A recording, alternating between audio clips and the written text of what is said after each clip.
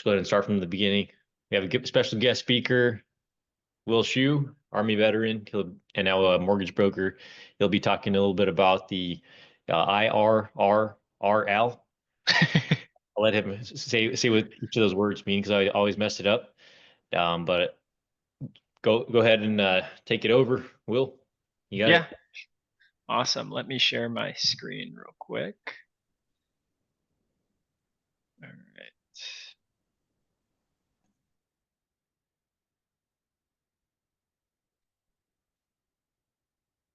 Can you guys see it?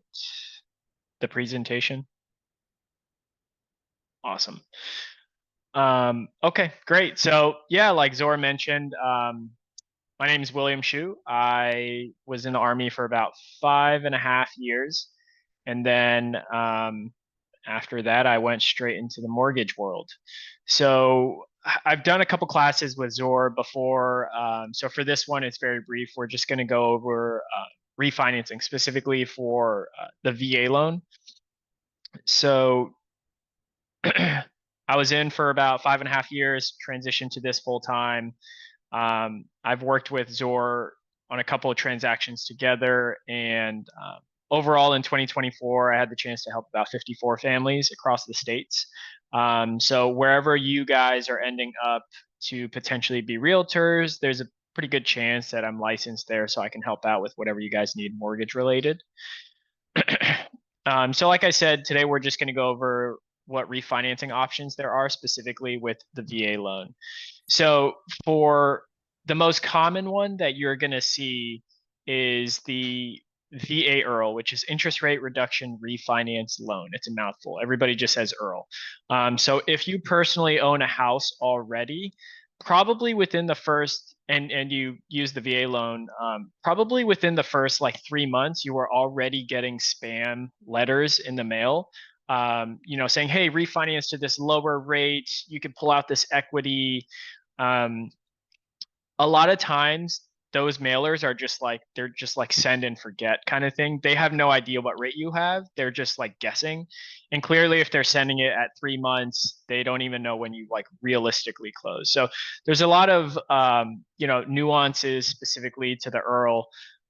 It's a streamlined product, which is why it's really great for veterans that have access to it. So most of the time for any other refinance, switching from one product to another or even conventional or FHA, typically those are a little bit more intensive. But for the IRRL, it's streamlined in the sense that, when you bought your house, you had to get an appraisal. For an IRRL, no appraisal is needed. So depending on where you're at, that's going to save you another like $650 to maybe $1,000 in closing costs. And then on the topic of closing costs, typically what people will ask is, can I wrap my closing costs into the new loan? People typically ask that when they're about to purchase for the first time. And if you've purchased a home before, you understand that the answer is typically no, right? Like the only thing specifically for the VA that you can wrap into the loan is the VA funding fee. But when it comes to refinancing, you can wrap all of it into the loan. So no cash out of pocket. You can actually get cash back, but the max is about $500. Specifically for Texas, it's even more nuanced about cash back. But there is a funding fee. So, when you purchase the first time with the VA loan, the VA funding fee is 2.15% of the purchase price. And then if you use it a second time, it's 3.3. For IRRLs, regardless if it's, for IRRLs, it's 0.5%. That's what the funding fee is. And then your escrow account, assuming that you didn't waive your escrow, your new escrow account is essentially going to get restarted. So the way to kind of look at it is, let's say you have an existing loan with PennyMac or Veterans United or Guild Mortgage or something like that. Essentially, that mortgage account is going to get wiped clean. It's going to close. And then when you refinance, you're going to open a whole new account. So after we get off this call, if you have a second, hop into your most recent mortgage statement. There's going to be a section that says escrow account.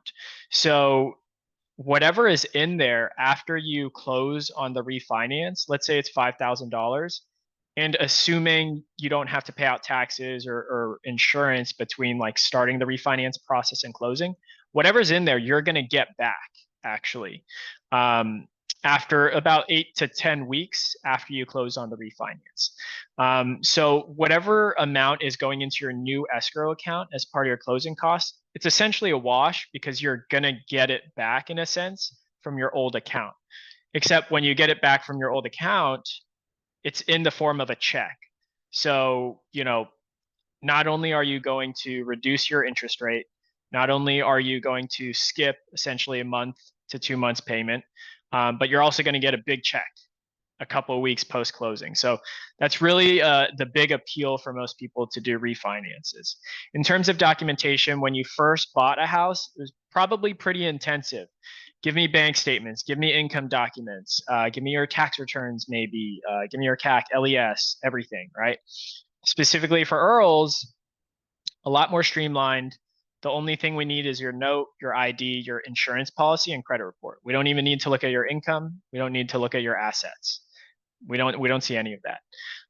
And then the other thing that you need to consider is there's a seasoning requirement. So specifically, 210 days past your first payment due date. So typically, right, your first payment isn't going to be until 2 months later. So let's say you closed, it's April, right? So whether you closed today or whether you closed April, 28th or 30th, whatever, right? Your first payment isn't going to be until June, right? So that 210-day clock starts from that first payment due date, not from when you closed. And in addition to that, you have to make 6 monthly payments on time. So if you've missed any, that can be problematic, and it could turn it into not a streamlined refinance and maybe a full refinance. So that's where it might get a little more intensive. And then in terms of occupancy, right? So like we all PCS. So let's say you PCS to, Fort Benning for Bullock, and then you bought a house there. And then you moved again and you bought another house. As long as you've occupied that house once, which, right, like you should have with the VA loan, you can use the IRRL to refinance that as well. You don't have to be currently living in it. And then additionally, like another requirement is that there's a net tangible benefit. The most common one is that the new interest rate has to be at least 0.5% better than what you have now. So rates are relatively high right now. Let's just say you're at a 6.25. The new rate that you have to refinance to is going to be a 5.75. That's the minimum. And in addition to that, the cost has to be recouped within 36 months. So let's say the overall cost is $10,000 and you're going to save about $200 or $300 per month. As long as that 10K divided by that 200 or 300 is less than 36 months, then you're good to go, right? But if for whatever reason, rates right now are high at 6.5 and you want to somehow get down to 5.5 and it's really expensive, you can wrap points into your loan, but that's when it becomes potentially problematic with the recoupment period, making sure that you don't exceed that threshold. But there's nuances to it where you can get around it. And then generally the closing timeline is about 15 to 30 days. So why am I briefing realtors on the IRRL, right? You guys being realtors, being active duty or got out, right? More than likely your demographic is going to be military, whether that's active, retired, National Guard, whatever, right? Everybody right now, the most common phrase that everybody says is, date the rate, marry the house, right? But a lot of people don't know what that means, like beyond that, right? Like if you said that phrase to somebody and then they're like, okay, how soon can I refinance? You're going to look a little silly if you're not able to, confidently say 210 days past your first payment or something, right? Something to float yourself. So this is just very cursory knowledge of just like, what you should keep in mind when you're saying, hey, date the rate, marry the house. And again, like this is all, you can find all this online. A lot of this is very nuanced and very nitty gritty, what you need to be able to brief is just, hey, typically the rate has to be at least 0.5 better, 210 days past your first payment due date. You don't have to brief what documentation you need. What you could brief though is, hey, whatever is in your escrow, you'll get refunded. Obviously, like, you want to get them into the house, you want to make the sale, you want to make the commission. And sometimes if rates are high right now, you can explain to them the process and saying, hey, if you're comfortable with payment now, it's okay, because theoretically 210 days past your first payment, rates should theoretically be a little bit lower. You can refinance, but you're in the house that you want. So that's the IRRL.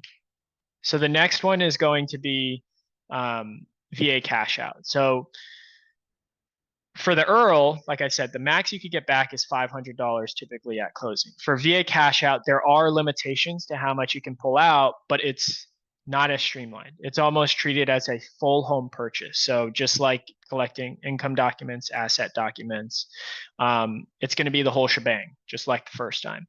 However, you can wrap the closing costs typically into your loan amount. Again, the escrow is restarted. You're going to have a normal funding fee, so not 0.5.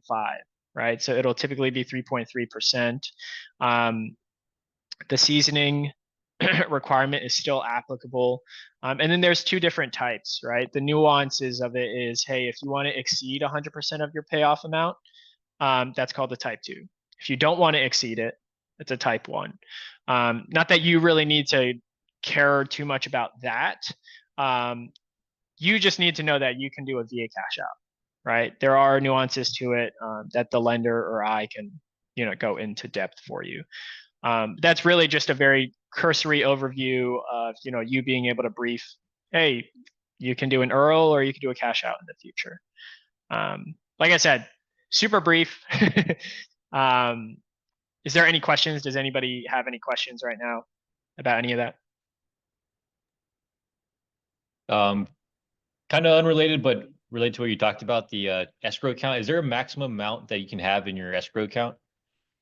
Yeah, so typically what ends up happening is every year, so if you've got, I'd imagine you've got some type of login portal, right? So whenever you log into that, typically within the first couple of months of the year, your mortgage servicer is going to do an escrow analysis. When they do the escrow analysis, they're going to check, hey, this is what we anticipate your property taxes might become. So we're going to keep collecting X dollar amount, right? Or if it's lower than what they expect because you got out, you applied for homestead, you've got some disability rating, and it's going to be lower than expected, they'll do that analysis. I don't know the hard number, but there is a certain limit on how much they can keep in the account. And if there is an overage, you're going to get that back. So, for example, sometimes what people say is, hey, I want to buy a house. I'm pending my disability claim. They end up getting 100% disability. Then they, don't owe as much property taxes. But because at the time of closing, they didn't have disability, we still have to act as though you're paying full taxes, right? So by the time they apply and then that new taxes gets paid out, they're going to have a surplus. So that surplus will just come back to them. So you're not really losing the money per se. I mean, temporarily, but like you'll eventually get it back if that's the applicable case. Okay, that makes sense. So I was just curious, in terms of deals where you get a big seller credit and you're like reaching for ways to use it all. If leaving it in escrow is possible, for like, I guess the 6-month or 210-day period, and then they can either get that money back because it's an overage or use it as closing costs. Yeah, so typically if we're talking overage, like there's an excess of seller credit, the general guideline, right, is 4% of the purchase price. But if there's excess, you can, as long as the verbiage is correct in the contract or the addendum, you can either use that to pay off any debt, right? So I had somebody that had a I forgot where it was, but like they had a 3K excess, right? Again, the max you can get back technically at closing is your earnest money deposit.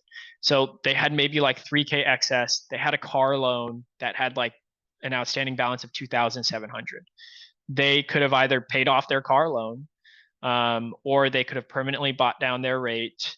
Those are typically the two most common ways to pay off debt or to just permanently buy down your rate.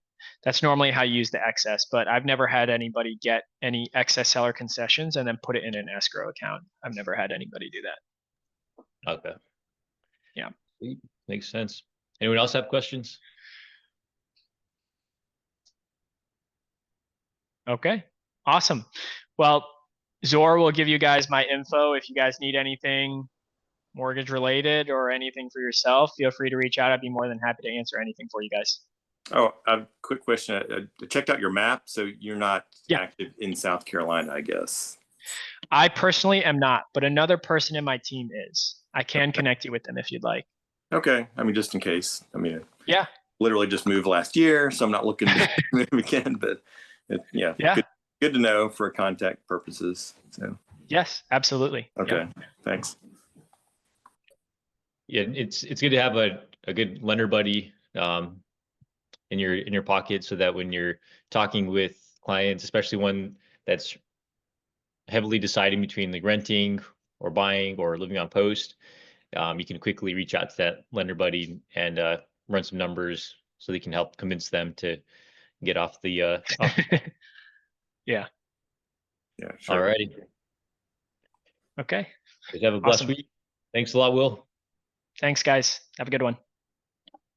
See you.